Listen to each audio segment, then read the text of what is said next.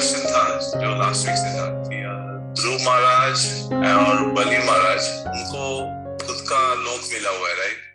सो जो उनका जो ये अबोर्ड है वो परमानेंट है कि वो भी मतलब है ना नष्ट हो जाता है, एंड जो भी वहां वो लोक में जाता है तो वो हमेशा वही वो लोक में रहता है कि उसका चांसेस है कि वो लोक से वो ऊपर जाएगा, वैकुंठ में जाएगा?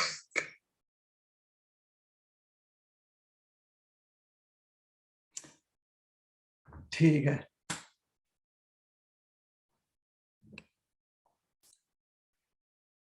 इस पूरे ब्रह्मांड में जो भी व्यक्ति भगवान का नामस्मरण करता है या शरीर त्यागते वक्त, शरीर जब त्यागता है उस समय भगवान का स्मरण करता है, अंत काले च मामेव स्मरण उक्त्वा कलेवरम।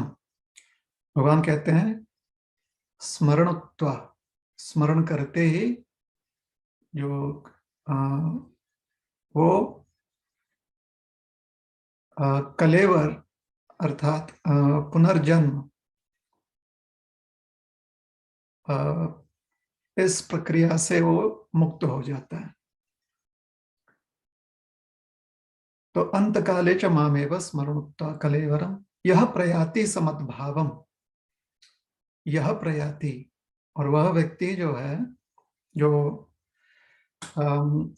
संसार चक्र से या जन्म मृत्यु के चक्र से अब मुक्त हो चुका है, छूट गया है, मद्भाव,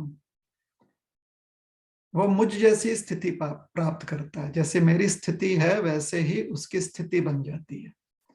जैसा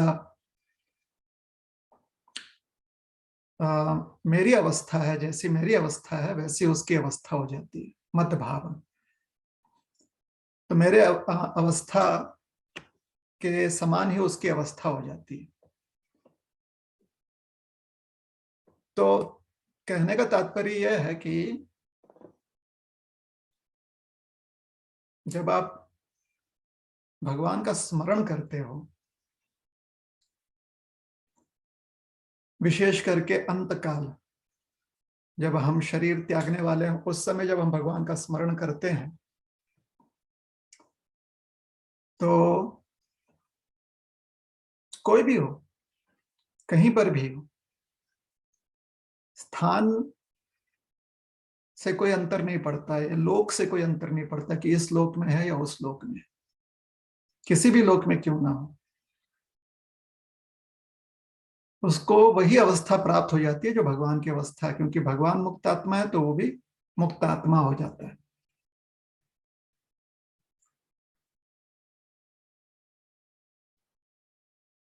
तो किसी को कोई लोक मिल रहा है नहीं मिल रहा है इस पर ज्यादा ध्यान नहीं देना चाहिए।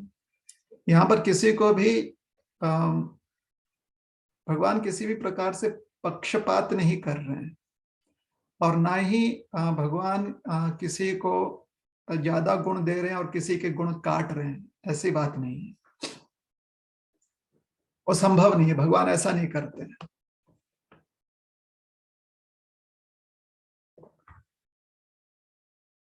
तो भले ही ध्रुव महाराज को और बलि महाराज को विशेष उपलब्धि प्राप्त है, एक को सुतल लोक प्राप्त है, दूसरे को ध्रुव लोक प्राप्त है। अगर वो भगवान का स्मरण करेंगे सृष्टि के अंत में या जब उनका भी अंत काल होगा तो निश्चित रूप से वो भगवत धाम जाएंगे, वैकुंठ जाएंगे। और अगर स्मरण नहीं कर रहे हैं तो नहीं जाएंगे। उसी प्रकार से अगर उनके लोक में अन्य व्यक्ति निवास कर रहे हैं तो उस लोक के निवासी भी अगर भगवान का स्मरण कर रहे हैं अंत समय में तो भगवान के धाम जाएंगे, स्मरण नहीं कर रहे हैं तो इसी लोक में रह जाएंगे। तो ये प्रिंसिपल है, यह सिद्धांत है। ठीक है। जैसे सोचिए कि अगर कोई अच्छे कोचिंग इंस्टीट्यूट में से आ रहा है परीक्षा देने के लिए, और कोई जो है उसे ऐसी सुविधा नहीं प्राप्त है, जितना उसका प्रयास है उतना ही प्रयास करके वो परीक्षा देने आ रहा है।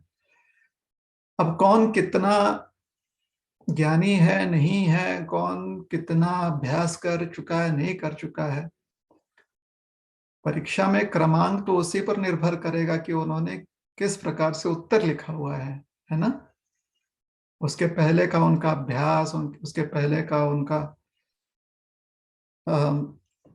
जो भी उन्हें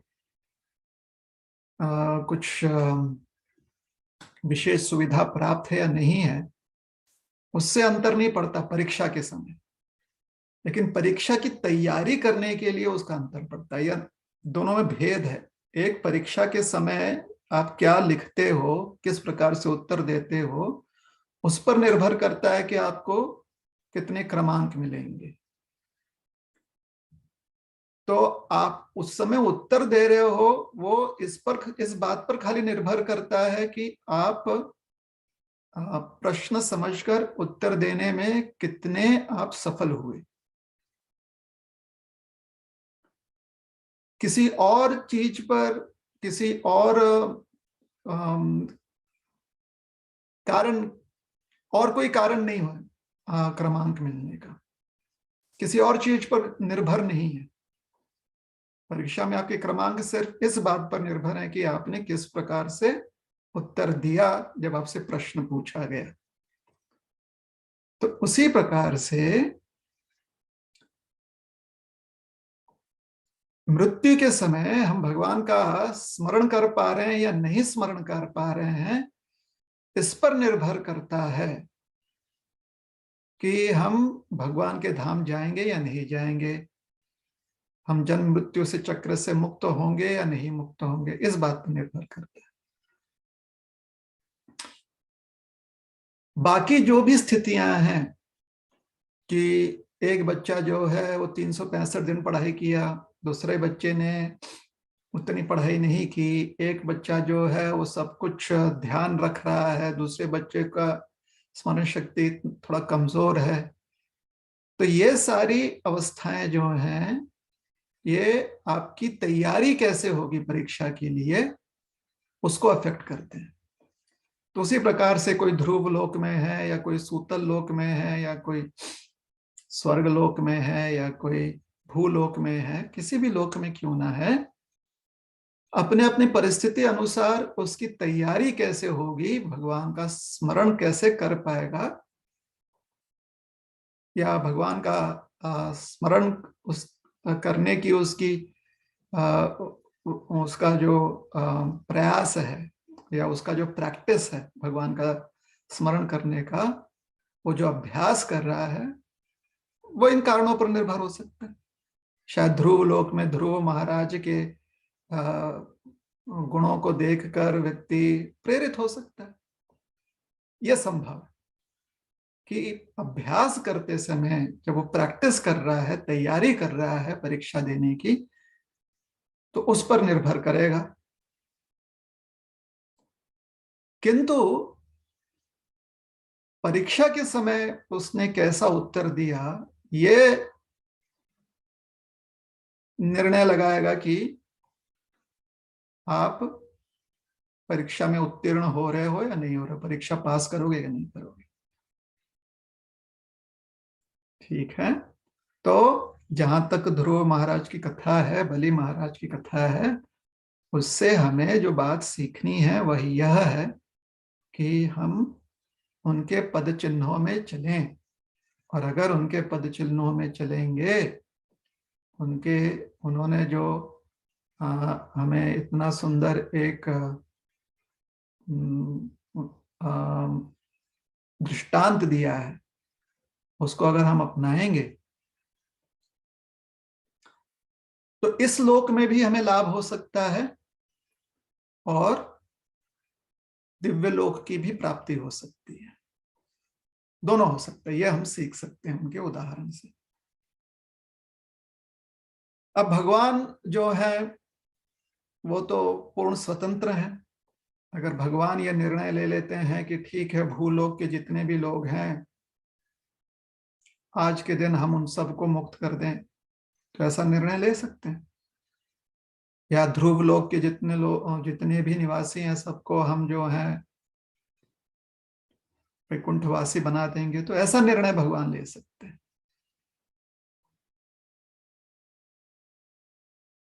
वो भगवान जो है अपने स्वेच्छा से ले सकते हैं, वो किसी भी लोक का निवासी हो सकता है, भगवान अपने स्वेच्छा से ले सकते हैं। किंतु अगर भगवान अपने स्वेच्छा से ऐसा कोई निर्णय नहीं ले रहे हैं, तो सबके लिए इक्वल अपॉर्चुनिटी है। जिस भी स्थान में, जिस भी जगह पर है, सबके लिए उतना ही संधि उपलब्ध है, उतने ही उसके पास मौका है कि वो भगवान का स्मरण करते हुए शरीर त्यागे, या शरीर त्यागते समय भगवान का स्मरण करे और भगवत धाम चले जाए। ठीक है? ठीक है प्रभु जी। सो प्रभु जी, इसी से रिलेटेड एक क्वेश्चन है।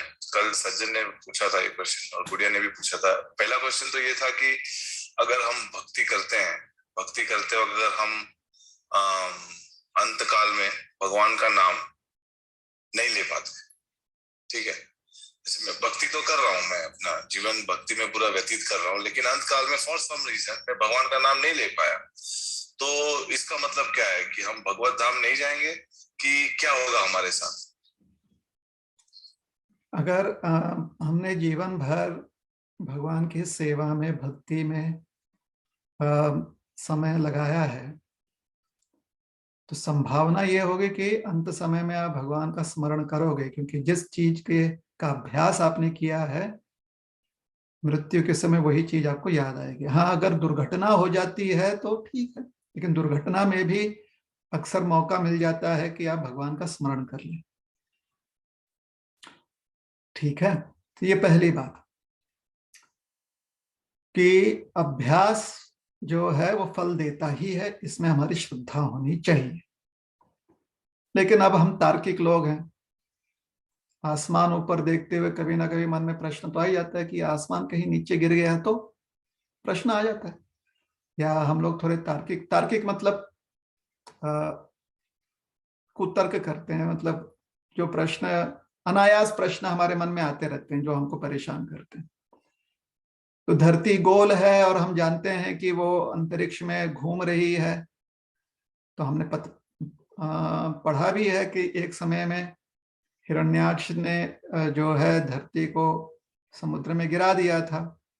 तो तार्किक लोग ऐसा प्रश्न पूछते हैं कि भाई धरती अगर फिर से गिर गई तो, मतलब एक बार तो पहले भी हुआ है, फिर से गिर गई तो संभावना तो है। तो एक चुटकुला है कि एक ऐसा ही तार्किक व्यक्ति है ना, गांव गया था किसी गांव में, वहां पर उसने देखा कि खूंटी से एक बैल को बांधकर जो किसान था वो अंदर घर में चला गया था, और बैल जो है, पुराने समय में क्या होता था कि बैल को बांध दिया जाता था और बैल गोल गोल घूमता था, और उसके पैरों के नीचे जो धान रख देते थे ताकि वो धान जो है कुट जाए, उसमें से दाने निकले। तो इस पर थ्रेशिंग करवाते थे ना बैल से। तो तार्किक ने देखा कि बैल घूमे जा रहा है और जो किसान है वो घर में चला गया है। तो उसने किसान को बुलाया, कहा कि आप तो चले गए हो, तो आपको कैसे विश्वास है कि ये बैल अपना काम कर ही रहा है? तो तार्किक ने, उन्होंने कहा कि क्योंकि हमने बैल को बांध दिया है और बैल गोल गोल घूमेगा। तो आपको कैसे पता चलेगा कि बैल गोल गोल घूम रहा है? आप तो अंदर चले गए। तो किसान ने कहा इसलिए हमने बैल के गले में घंटी बांध दी है कि जब वो घूमता है तो घंटी बजती रहती है, गले की घंटी। तो तार्किक ने कहा अगर बैल एक ही जगह पर खड़ा होकर सर हिलाए तो फिर?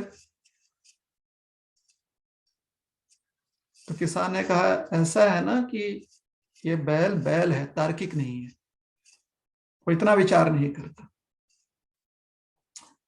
तो कभी कभी हम जो हैं अनायास ही विचार करने लगते हैं कि अगर ऐसा हो जाएगा तो क्या है और वैसा हो जाएगा तो क्या है। तो सबसे पहली बात अगर किसी ने जीवन भर प्रयास किया है तो भगवान इतने निर्दयी नहीं है ना, और ना ही प्रकृति इतनी निर्दयी है। तो अधिकांश रूप से अवसर मिल जाएगा। ठीक है, फिर भी मान लेते हैं कि एक आधा कोई है, rare to exceptionally rare case में बहुत ही ऐसी ऐसी बात हो सकती है, तर्क कर लेते हैं कि कोई याद नहीं कर रहा है, जीवन भर उसने भक्ति की, याद नहीं किया। तो भगवत गीता में भगवान कहते हैं कि जिसने बहुत अभ्यास कर लिया है लेकिन उसके अभ्यास में थोड़ी सी कमी रह गई है, तो अगले जीवन में उसके अगले जीवन मिलता है। और अगले जीवन में वो क्योंकि बहुत अभ्यस्त है, तो ऐसे परिवार में उसे पुनर्जन्म मिलता है जहां पर बचपन से ही वो पूरी तरह से नवधा भक्ति के प्रक्रिया में संलग्न हो जाए। और जो जिनका अभ्यास इतना नहीं है लेकिन फिर भी उन्होंने काफी अभ्यास किया हुआ है, ऐसे लोगों को पहले स्वर्ग लोक की प्राप्ति होती है और फिर वहां से वो पुनः किसी रईस परिवार में या किसी सज्जन परिवार में, किसी धार्मिक परिवार में जन्म लेते हैं। तो दोनों बात समझाई गई है भगवत गीता में। तो अगर भगवत गीता हम पढ़ लेंगे तो फिर ये बात स्पष्ट है कि कोई भगवान का स्मरण नहीं कर पाया तो अगले जीवन में उसको अवसर दिया जाएगा कि वो इस बार भगवान का स्मरण कर ले, और शायद इस अगला जीवन जो मिलेगा उसमें पुनः ऐसी दुर्घटना ना घटे। और क्योंकि अगला जीवन जो है बहुत ही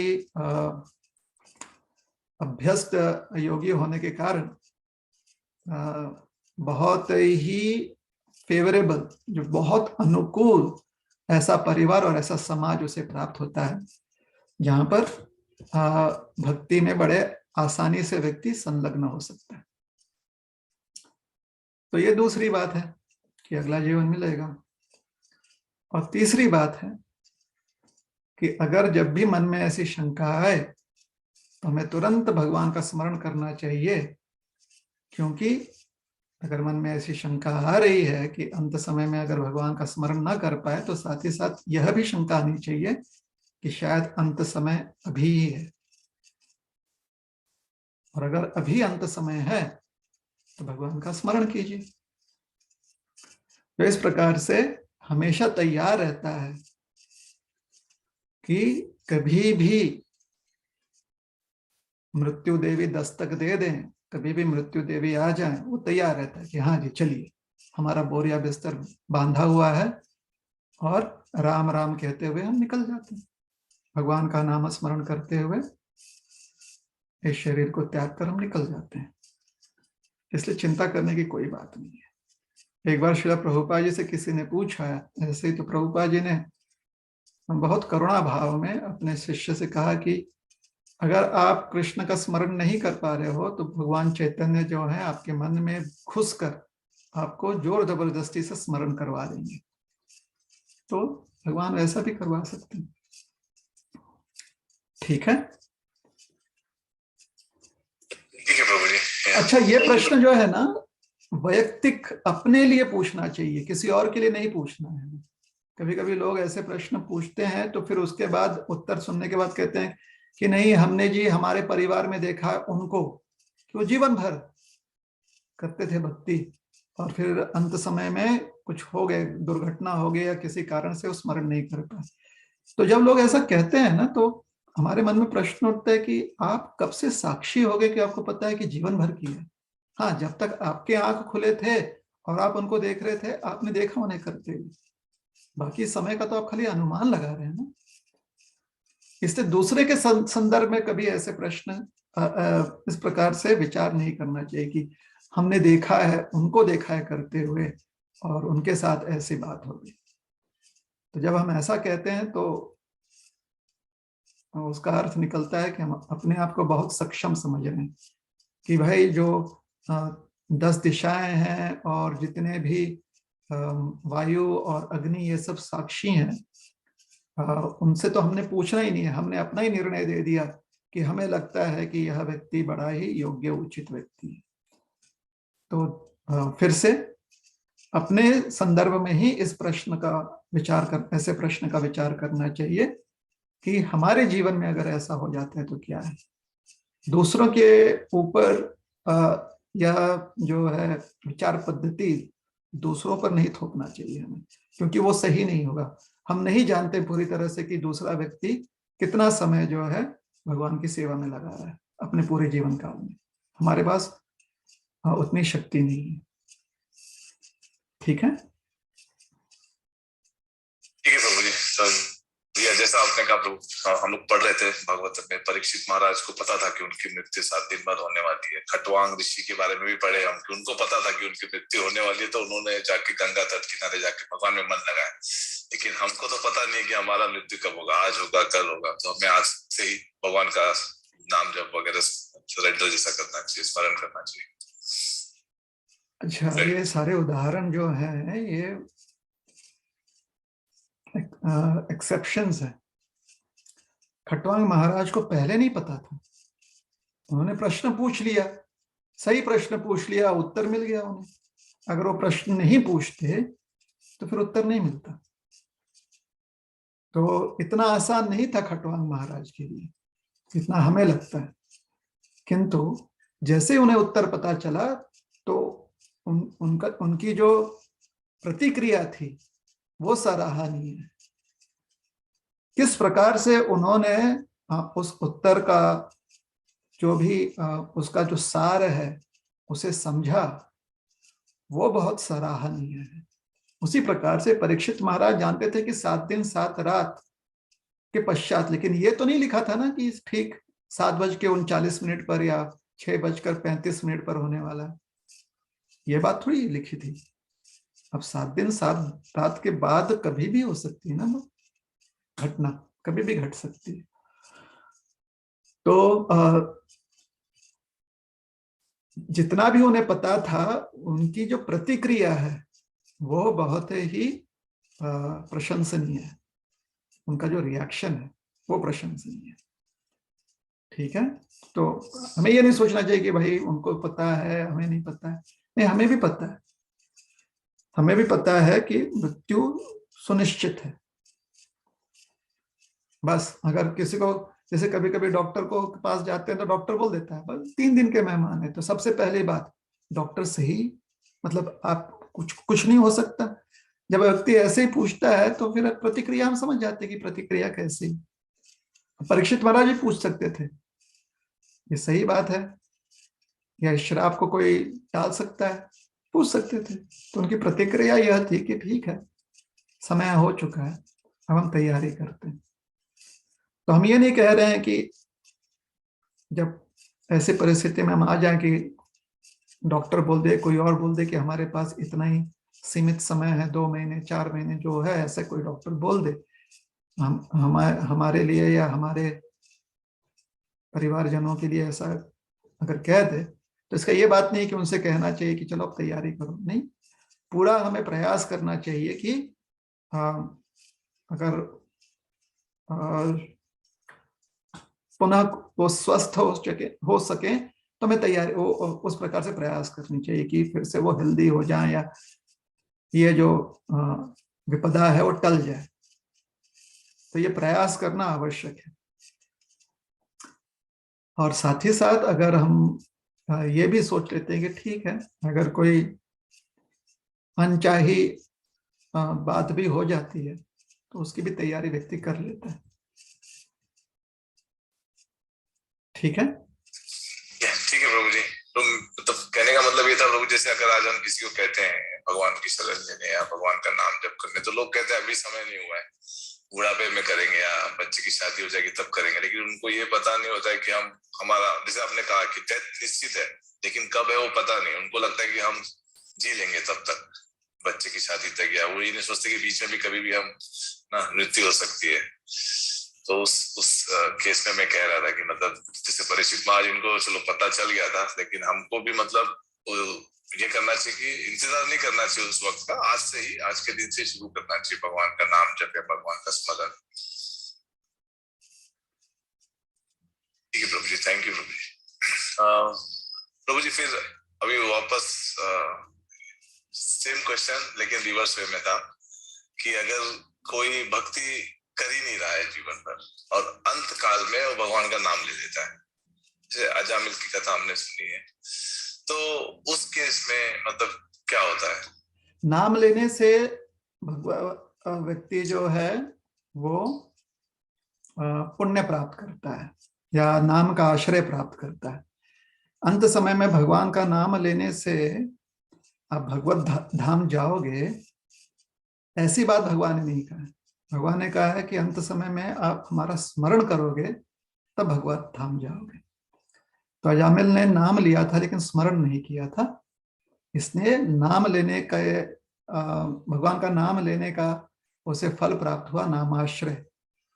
भगवत नाम ने आश्रय दिया अजामिल को और उस आश्रय की वजह से यमदूत जो है अजामिल को दंड के लिए यमलोक नहीं ले जाता है, तो लाभ मिला।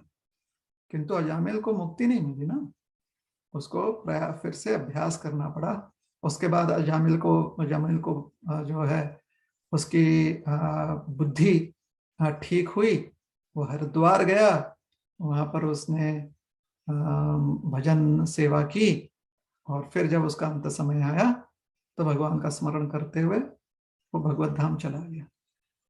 तो अजामिल की कहानी सिर्फ नाम का आश्रय क्या होता है वो समझाया गया है।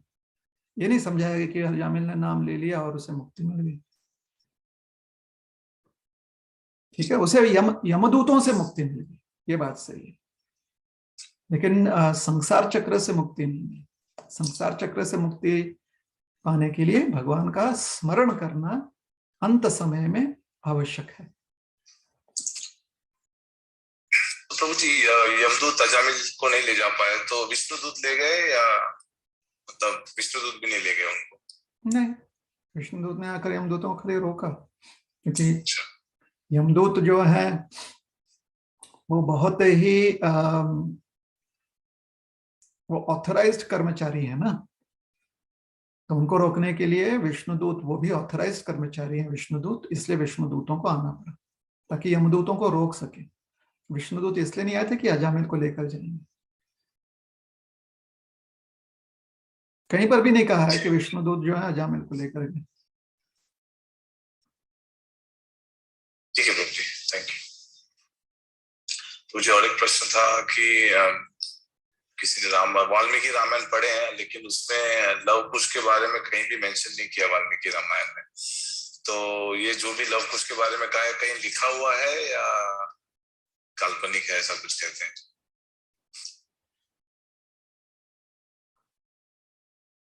ऐसे मान्यता यह है कि वाल्मीकि जी ने जो रामचरित्र दिया है, जिसे हम वाल्मीकि रामायण कहते हैं, उसमें सिर्फ 6 कांड है या 6 खंड है उसमें, और जो लव कुश की कथा आती है और अन्य और भी बातें प्रभु रामचंद्र जी के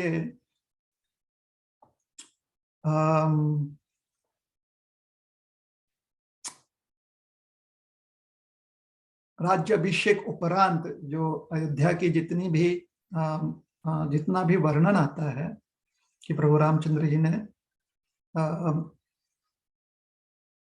क्या क्या कार्य किया, ये सब जो है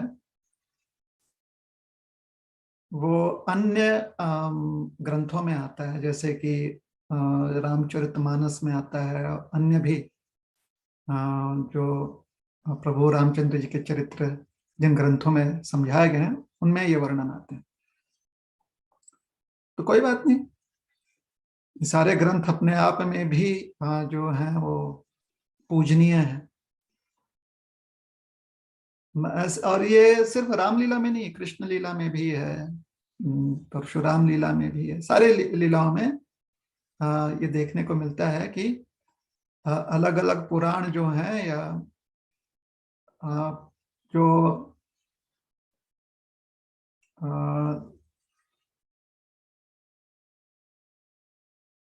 हाल के ग्रंथ हैं, मतलब पौराणिक ग्रंथ तो हम लोग मान लेते हैं कि बहुत पुराने हैं, जो पुराण है, पौराणिक कथाएं, किंतु बहुत सारे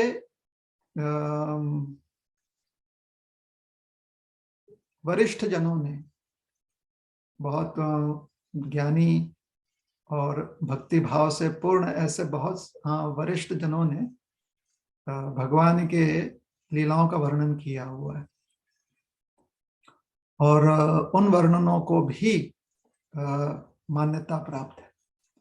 ऐसा माना जाता है कि उनके सेवा भाव के कारण ऐसे जो वरिष्ठ जन हैं या वरिष्ठ गण हैं, उनके सेवा भाव के कारण भगवान उन्हें अपनी लीला का दर्शन करवाते हैं। तो यह लीला दर्शन जो उन्होंने प्राप्त किया है, उस पर वो लिख रहे हैं। तो इन ग्रंथों को भी मान्यता दी गई है, किंतु जो आदि ग्रंथ है उसे मूल माना जाता है। अगर कहीं पर भी किसी एक संदर्भ को लेकर कुछ चर्चा हो रही है, बहस हो रहा है, तो आदि ग्रंथ में अगर वो वर्णन है तो उसे मूल माना जाएगा। तो वाल्मीकि रामायण जो है वो आदि ग्रंथ है। ठीक है, ठीक है प्रभु जी, थैंक यू। और प्रभु जी, अगला क्वेश्चन ये था कि निष्काम कर्म योग और भक्ति योग में डिफरेंस क्या है? दोनों एक ही हैं। योग है योग प्रणाली। अब ऐसा कहना एक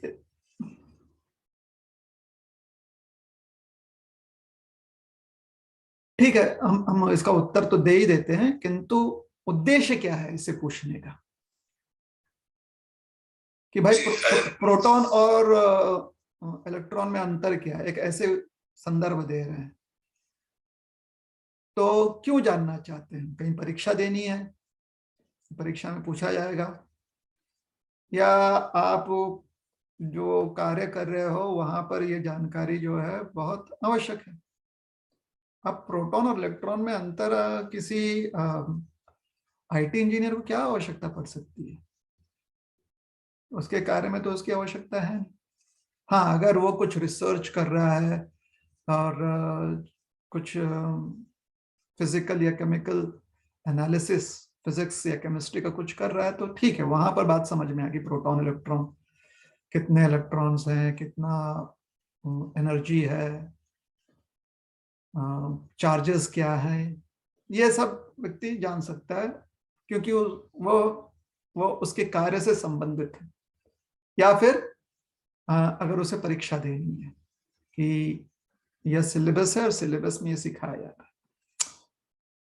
तो उसी प्रकार से ये जो प्रश्न है कि निष्काम कर्म योग और भक्ति योग में अंतर क्या है, तो उद्देश्य क्या है सबसे पहले, क्योंकि खाली शुष्क ज्ञान धारण करेंगे तो समय जो है व्यर्थ जाता है। हाँ, अगर कहीं पर चर्चा हो रही है और समझ में आ गया कि निष्काम कर्म योग इस प्रकार से फलित होता है, भक्ति योग इस प्रकार से फलित होता है, और वह हमारे वैयक्तिक जीवन में दिखाई पड़ रहा है, तो वहां पर हम भेद समझने का प्रयास कर सकते हैं। तो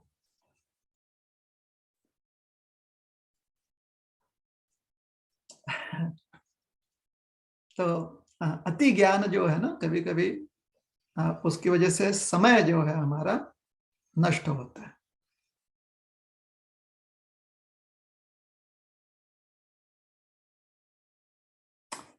फिर अब उत्तर देते हैं। ऐसा नहीं है कि कहीं आप लोगों को ये ना लगे कि उत्तर या तो देना नहीं चाहते हैं, या फिर शायद उत्तर है नहीं इसका कुछ। उत्तर बिल्कुल है। निष्काम कर्म योग शब्द में ही समझाया गया है। शब्द का जो अर्थ है उससे ही समझ में आ जाता है कि निष्काम कर्म योग अर्थात क्या। भक्ति योग शब्द में ही सारा अर्थ है। तो देखते हैं अब निष्काम कर्म योग क्या है। निष्काम, काम अर्थात कोई इच्छा, कोई अभिलाषा। निष्काम मतलब इच्छा अभिलाषा रहित। तो बिना किसी अभिलाषा, बिना किसी हेतु, बिना किसी लाभ के जब कोई कर्म करता है तो उसे कहते हैं निष्काम कर्म। और जब ऐसे कर्म जो हैं भगवान को समर्पित करने के लिए किए जाते हैं तो उसे कहते हैं निष्काम कर्म योग।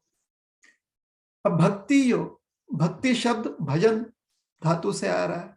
भजन का अर्थ होता है सेवा। तो जब व्यक्ति सेवा करने की अभिलाषा करता है तो उसे कहते हैं भक्ति, और जब वो भगवान को समर्पित करता है तो उसे कहते हैं भक्ति योग। तो एक तरफ है निष्काम कर्म योग। तो निष्काम कर्म जो है, क्या वो सेवा कहलाएगी या सेवा निष्काम कर्म कहलाएगा? नहीं, पर्यायवाची शब्द नहीं है, सिनोनिम्स नहीं है। अगर सिनोनिम्स होते तो फिर एक ही शब्द का प्रयोग किया जाता। निष्काम कर्म का अर्थ होता है कि कामना रखने की संधि है, अर्थात अगर व्यक्ति कुछ अभिलाषा रखकर या कुछ हेतु रखकर कार्य करे तो संधि है। जहां पर सेवा की बात आती है, सेवा में वो संधि नहीं होती। सेवा, इसमें आप अपने इच्छा के लिए या अपने अभिलाषा पूर्ति के लिए कुछ करते नहीं। तो ये यहां से अंतर समझ लेना चाहिए। भक्ति सेवा, भक्ति का अर्थ होता है सेवा भाव। निष्काम कर्म का अर्थ होता है बिना किसी हेतु, बिना किसी अभिलाषा रहित, हेतु रहित कर्म करना। तो हेतु रहित करना अर्थात हेतु की बात वहां पर है, किंतु हम उससे रहित होकर कर्म कर रहे हैं। और सेवा की बात आती है तो सेवा में हेतु होता नहीं। कैसे? क्योंकि सेवक के पास हेतु नहीं होता। सेवक सिर्फ जो आदेश होता है उसके अनुसार कार्य करता है। तो जहां पर हम अपने अभिलाषा या अभिलाषा रखने की बात, या अभिलाषित होने की बात, या अभिलाषित न होने की बात से भी ऊपर उड़ जाते हैं, उसे कहते हैं सेवा। तो इसलिए निष्काम कर्म योग और भक्ति योग में यह अंतर है। अर्थात भक्ति योग में व्यक्ति हेतु से कभी भी भ्रमित नहीं हो सकता। निष्काम कर्म योग में व्यक्ति को हेतु को बार बार पछाड़ना पड़ेगा। हेतु से बार बार उसे मुक्त होने का प्रयास करना पड़ेगा। और अगर उस प्रयास में कहीं कमजोर पड़ गया तो कुछ क्षण के लिए हेतु जो है उसके ऊपर प्रभावी हो जाएगा। तो यह अंतर है। ठीक है, अंतर समझ में आ गया?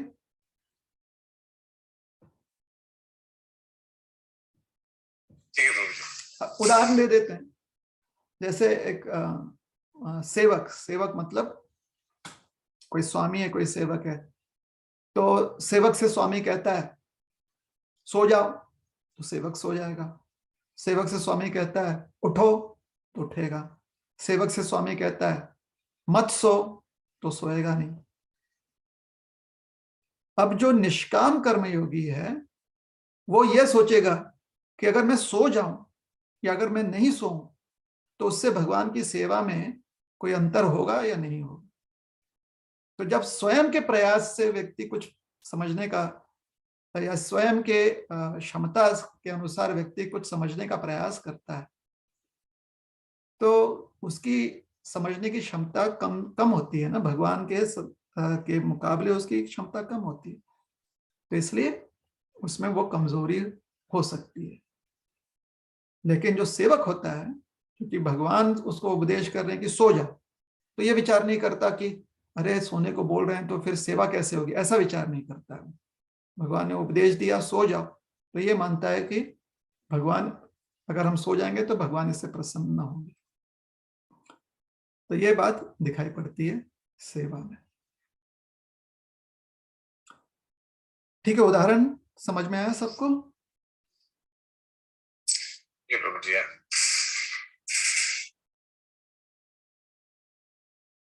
और किसी का कोई प्रश्न है? कोई और कुछ प्रश्न पूछना है किसी का? हरे कृष्णा प्रभु जी। प्रभु जी, मेरा एक प्रश्न था। जैसे कि भक्ति में दो चीज बहुत जरूरी है, एक तो इंथुजियाज्म, उत्साह, और दूसरा पेशेंस। तो लेकिन हम जब भक्ति कर कुछ साल तक करने लगते हैं, उसके बाद तो उत्साह धीरे धीरे कम होने लगता है। तो प्रभु जी, तो वो उत्साह बनाए रखने के लिए क्या एक्स्ट्रा एफर्ट करना चाहिए? क्योंकि जैसे कि अभी कोरोना है, तो हमारा एसोसिएशन कम है, एंड हम इतना ज्यादा डिवोटी लोग से मिल नहीं पाते हैं, और वो जो एनर्जी होती है वो फील नहीं करते हैं, टेम्पल ज्यादा नहीं जा पाते हैं। तो वो उत्साह बनाए रखने के लिए हम कैसे घर में रहकर या कहीं किसी के बिना, एसोसिएशन के बिना कैसे मेंटेन करें? उत्साह के साथ साथ निश्चय और धैर्य भी होना बहुत आवश्यक है। परिस्थिति हमेशा से समान नहीं रहती, कुछ ना कुछ उथल पुथल होते रहता है संसार में। इसलिए अगर संसार में हमें अवसर मिल रहा है कि हम बहुत उत्साही हो जाएं, तो उसमें बह नहीं जाना चाहिए। जितना संभव हो सेवा करनी चाहिए। और फिर ऐसी परिस्थिति आ जाए कि हम निरुत्साही हो जाए, तो उसमें मायूस नहीं होना चाहिए। जितना संभव हो उतनी सेवा करनी चाहिए। अगर उत्साहित जब हम प्रोत्साहित थे या प्रोत्साहन प्राप्त हो रहा था, उस परिस्थिति में अगर हम बह जाएंगे उस माहौल में या उस भावनाओं में, तो शायद हम इस चीज पर ध्यान नहीं दे पाएंगे कि हमें अपना धैर्य भी बढ़ाना है। धैर्य क्यों बढ़ाना है? क्योंकि अगर धैर्य बढ़ाएंगे तो परिस्थिति जब बदल जाती है तो ये धैर्य हमारा साथ देता है। धैर्य हमें मायूसी से बचाता है। तो क्या है, अंग्रेजी में कहावत है ना, make hay while the sun shines. जब तक सूर्य प्रकाश है, सूर्य किरण है, तब तक जितना भी धान्य है, जो भी कपड़ा है, सब सुखा लीजिए, क्योंकि पता नहीं फिर वर्षा कब हो जाएगी और हमें सूर्य प्रकाश नहीं मिलेगा। और जब वर्षा होती है तो उस समय चीजों को भिगा लीजिए जिसको भिगाना है, क्योंकि पता नहीं कब वर्षा रुक जाए और गर्मी आ जाए और इन चीजों को आप भिगा नहीं पाएंगे, जिन चीजों को भिगाना है। तो ये एक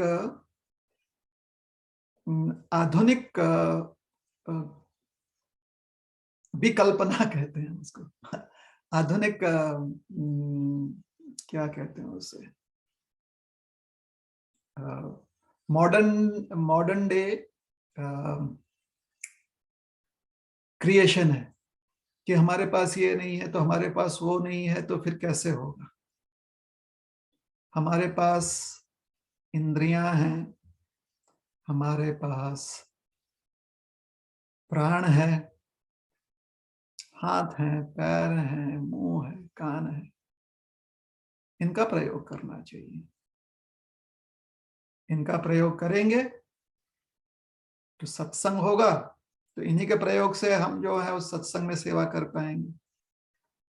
और इनका प्रयोग करेंगे और अकेले भी रहेंगे तो इन्हीं के प्रयोग से सेवा कर पाएंगे। तो अपने मन और इंद्रियों को हमें सबल करना है। अपने मन और इंद्रियों को हमने स्ट्रांग बनाना है। कब? जब परिस्थिति अनुकूल है उस समय। तो अनुकूल परिस्थिति में बहना नहीं चाहिए। अनुकूल परिस्थिति में अपने इनर स्ट्रेंथ को, जो हमारे आंतरिक शक्ति है या जो हमारी आत्मशक्ति है, उसे प्रबल करना चाहिए, उसे और मजबूत बनाना चाहिए। कैसे? साधना अच्छे से करके। और साधना का अर्थ होता है उन क्रियाओं को ध्यान पूर्वक करना ताकि उन क्रियाओं के प्रति हमारी रुचि बढ़े। अगर हम साधना कर रहे हैं लेकिन उसमें रुचि बढ़ाने के प्रति हम ध्यान नहीं दे रहे हैं, तो खाली क्रिया हो जाएगी और रुचि उसमें बढ़ेगी। तो रुचि बढ़ाने का प्रयास करना है। इसलिए आपके लिए जो अनुकूल है वो साधना कीजिए। और कलयुग में सबके लिए बहुत अनुकूल है भगवान का नाम स्मरण करना। इसलिए कहा जाता है कि भगवान का नाम जप कीजिए। लेकिन हम आधुनिक जगत के लोग हैं ना, तो उसमें भी हम अपनी समस्या ढूंढ ही लेते हैं कि भाई हम करते हैं लेकिन मन नहीं लगता, हम करते हैं लेकिन समय नहीं मिलता, हम करते हैं लेकिन फिर कुछ परेशानी आ जाती, कुछ और जो है जरूरी काम आ जाता है। तो इसलिए कहा जाता है कि कलयुग में लोगों को कारण बहुत मिल जाता है। कलयुग का यही स्वभाव है कि लोगों को कारण बहुत मिल जाता है कि कैसे जो वो नहीं कर रहे हैं उसको वो जस्टिफाई कर सके। अब बताइए ना, भगवान का नाम स्मरण करना या नाम जप करना, उसके लिए कितना प्रयास करना पड़ता है व्यक्ति को, मतलब नहीं के बराबर प्रयास करना पड़ता है। अब वो मंदिर जाओ या यज्ञ करो या फिर पूजा पाठ करो या पूरे, पहले मतलब अभी नहीं, 2 पीढ़ी पहले अगर आप देखें तो रोज घर में जो है पूजा पाठ किया जाता था, रोज होता था। मतलब सवेरे 5 बजे उठकर स्नान करके एक वस्त्र में बैठकर आपको पूजा करनी है, उसके पहले कुछ खाना पीना भी नहीं है। फिर 2 पीढ़ी में ये सारी प्रथा बदल गई। अगर हम लोग अपने दादाजी की पीढ़ी देखें, हम लोग थोड़े से शायद भाग्यशाली है कि हमें वो पीढ़ी देखने को मिली, और जिनको परदादा की पीढ़ी देखने को मिली तो वो तो बहुत भाग्यशाली, क्योंकि वो जानते हैं कि उस पीढ़ी में किस प्रकार से लोग अपनी दिनचर्या रखते थे। एक अन्न का दाना या एक बूंद पानी का नहीं जाता था उनको जब तक कि उनका पूजा पूरा ना हो जाए। अब वो सोमवार का व्रत करो, बुधवार का व्रत करो, शनिवार का व्रत करो, हफ्ते में 3 व्रत करते थे। आज एकादशी का व्रत करने में, और उसमें भी आदमी जो है एकादशी को क्या खाएंगे जी, एकादशी का क्या क्या बना हुआ है। हमने तो सामो राइस भी ला दिया, किनोआ भी ला दिया, और अब तो नया भी आ गया है, आटा भी आने लगा एकादशी का। तो थोड़ा सा भाग्यशाली है कि हम छोटेपन में हमने देखा हुआ है, एक ऐसी पीढ़ी थी जहां पर बहुत सारे लोग जो हैं अपनी उनकी दिनचर्या जो है बहुत ही डिसिप्लिन हुआ करती थी। वो कभी उनके मन में परेशानी नहीं आती थी कि भाई नहीं हो पा रहा हमारा पूजा पाठ, क्या करें, बच्चों के लिए हमको कुछ करना ही पड़ता है, खाना बनाना ही पड़ता है, या ऑफिस इनको जाना ही पड़ता है, या हमें काम पर जाना पड़ता है। ऐसी बात थी नहीं, क्योंकि उनकी दिनचर्या उन्होंने उसको अच्छे से एस्टेब्लिश कर दिया था कि प्रातः उठना है, 8-9 बजे तक हमें पूजा पाठ ही करनी है, और उसके लिए फिर जल्दी सो भी जाते थे। संध्या को 7-8 बजे के बाद कुछ मतलब कोई काम नहीं होता था, विश्राम करते थे। मंदिर गए, मंदिर में दर्शन किया, ये घर में ही आरती हो गई, उसके बाद खटिया बाहर लगाया या चादर बिछा दिया या पलंग के ऊपर लेट गए और सो गए। अब जिनकी दिनचर्या किसी न किसी कारण से रात के 10-11 बजे तक चलती है या 9 बजे तक चलती है, तो फिर परेशानी होगी। तो दीज आर ऑल, ये सब सारे जो है मॉडर्न डे क्रिएशंस हैं, और ऐसा नहीं है कि व्यक्ति को सब्सक्राइब करना ही है ऐसे लाइफस्टाइल के लिए, लेकिन व्यक्ति सब्सक्राइब करता है, क्या करे। जब सेल्फ कॉन्फिडेंस ना हो, आत्मविश्वास ना हो कि जो हम कर रहे हैं वो हमारे लिए अच्छा है और हम चाहते हैं कि ये चीज करें, तो फिर अगल बगल पड़ोस देखकर ही हम करेंगे कि भाई वो भी ये कर रहे हैं, ये भी वो कर रहे हैं, वो तो रात के 11 बजे तक जगते हैं या रात के 11:30 बजे तक जगते हैं, भाई हमारे यहाँ किचन तो रात के 12 बजे बंद होता है। जब ऐसी बातें करेंगे लोग तो फिर जब बुद्धिमान व्यक्ति अपने दिनचर्या के प्रति उजागर नहीं है, अगर वो कॉन्शियस नहीं है कि कैसे वो अपना डेली शेड्यूल रख रहा है, तो ये सारी समस्या आएंगी। समस्या क्या होगी? धैर्य कम हो जाएगा, धैर्य नहीं के बराबर रहेगा कि भाई किसी ने आवाज क्या दे दिया कि हाँ जी आज थोड़ा आ जाइए, हम लोग ऐसे बैठकर बातचीत करते, तो बस बैठ गए बातचीत करने के लिए। और वही पहले के लोग थे, बातचीत करना है ठीक है, सुबह शाम छोड़कर दिन में बातचीत, जितना बातचीत करना है दिन में कीजिए, सवेरे में नहीं कोई बातचीत, शाम में कोई बातचीत नहीं। क्यों? क्योंकि उनके पास, अब किसान है वो तो सुबह सुबह, कभी कभी तो रात भर खेत में रहता है किसान, पहले के समय में। आजकल तो लाइट वेट ठीक ठाक आ गए हैं तो कोई बात नहीं, लेकिन सुबह निकल जाता है किसान, तो उसे नहीं लगता है 2 महीने, 3 महीने, 4 महीने इन किसानों को नहीं लगता है कि भाई घर में बच्चों का क्या होगा, उनको भी स्कूल भेजना, नहीं, कोई ना कोई दूसरा है जो काम कर रहा है। तो जहां पर हर कोई व्यक्ति अपने अपने रिस्पॉन्सिबिलिटीज को समझ जाता है और व्यर्थ समय जहां जहां जाता है उससे वो अनसब्सक्राइब कर ले कि ये भाई समय यहाँ पर व्यर्थ जा रहा है, तो उसका धैर्य बढ़ता है। और फिर ये तो हो गई दिनचर्या की बात। कभी कभी लोग जो है इतना अपने आप को डिसिप्लिन में दूसरों के साथ कंपेयर करने लगते हैं। अब सोचिए कि लोगों को लगता है कि मिलिट्री में बहुत डिसिप्लिन, लेकिन मिलिट्री में ही जो मिलिट्री के कर्मचारी, आर्मी में जो ट्रेन कैडेट्स हैं, वही एक दूसरों को देखकर अपनी जो है कि भाई तुलना करने लगे, तो पूरा मिलिट्री जो है बिखर जाएगा। इसलिए उन्हें अपने एक दूसरे के साथ तुलना, उनको सिखाया जाता है साथ में उठना है, साथ में सोना है, कंपेयर नहीं कर। अगर आप उठ गए और आपका साथीदार नहीं उठा तो दोनों को चक्कर लगाने ग्राउंड के, सिखाया जाता उन्हें, ताकि किसी के मन में मायूसी ना आए कि हम तो नहीं कर पाएंगे, हमसे नहीं हो पाएगा। नहीं, सबसे होना ही है, सबने करना ही है। तो उसी प्रकार से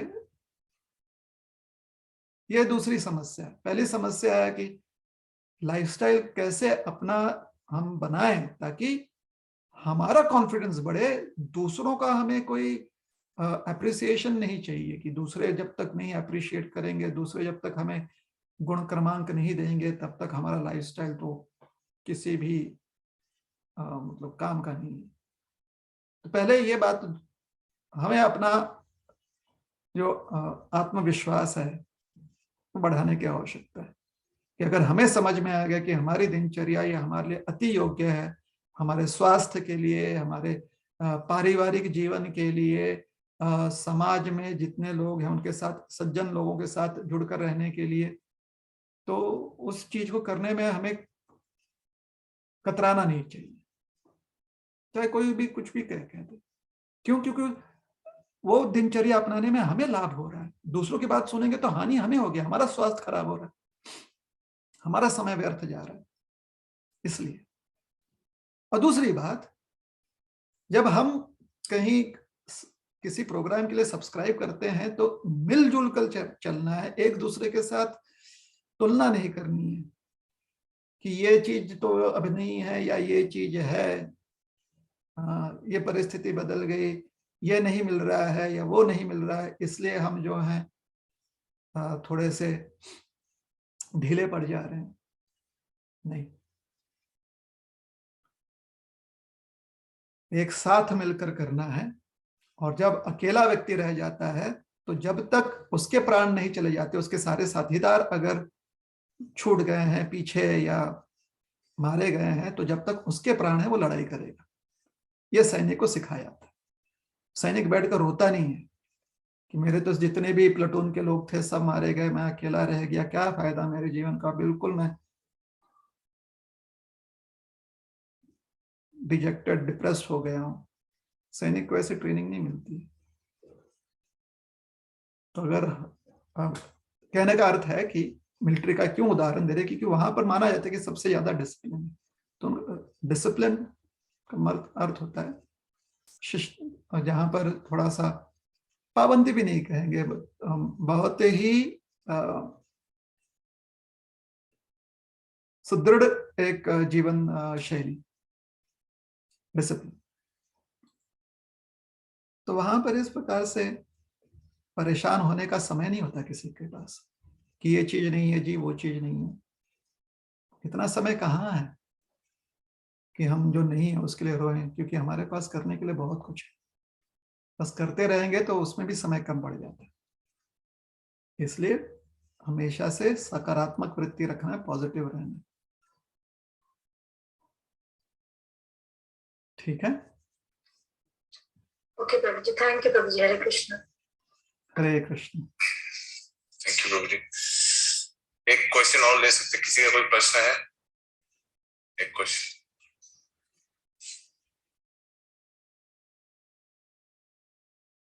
नहीं नहीं प्रभु, किसी का कोई प्रश्न नहीं है, we are on time. Thank you, Prabhuji. Thank you for giving your time.